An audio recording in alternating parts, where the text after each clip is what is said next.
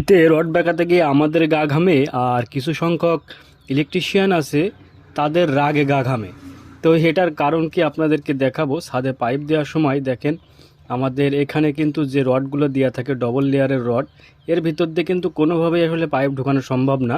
তো আপনারা বলতে পারেন এইভাবে আসলে ব্লক দিয়ে আপনারা চেষ্টা করেন, তো ব্লক দেওয়ার পরেও দেখেন এক ধাপ যায়, তারপরে কিন্তু আবারও আটকে যায়, রডে বেঁধে যায়।